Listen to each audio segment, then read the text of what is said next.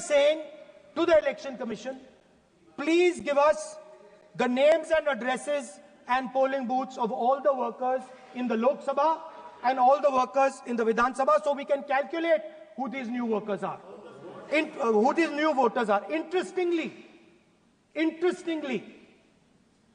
the new voters are mostly in the constituencies that the BJP has swept. Please understand, the new voters have been added mostly in the constituencies where BJP has swept.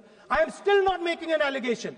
I am saying on the floor of the House that the Election Commission has to give the data of the Maharashtra elections to the Congress Party, to the Shiv Sena and to the NCP, so that we can see exactly where these voters have been added, who has been subtracted, who has been added, where they have been added. This is not an irresponsible request.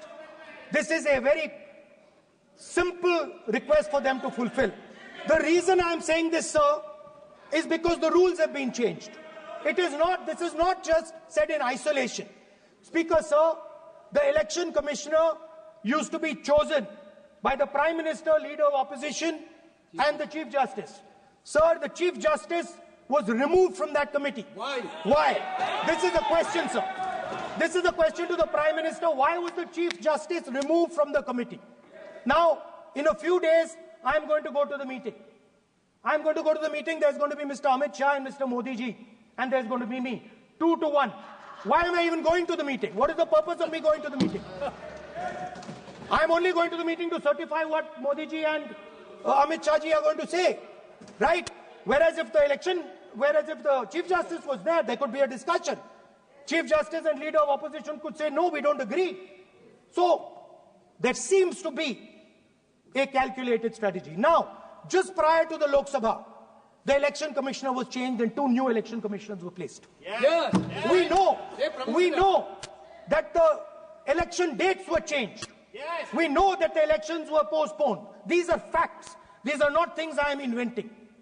So, in order to safeguard this constitution, the entire opposition requests the data for the Maharashtra election.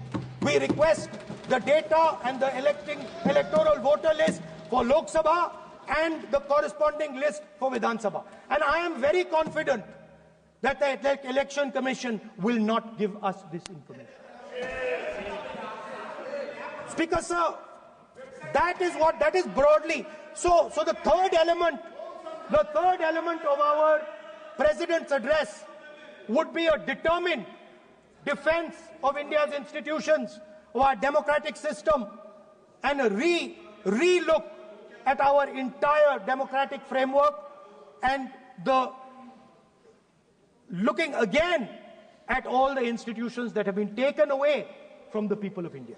So those would be the type of things that we would say in a presidential address.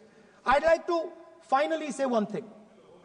In the last, थोड़ा बढ़ा देता हूँ. अब मैं थोड़ा और खींचूंगा. अब और खींचूंगा थोड़ा. अब और खींचूंगा. So in the last, there is a background, a philosophical background to what I am saying.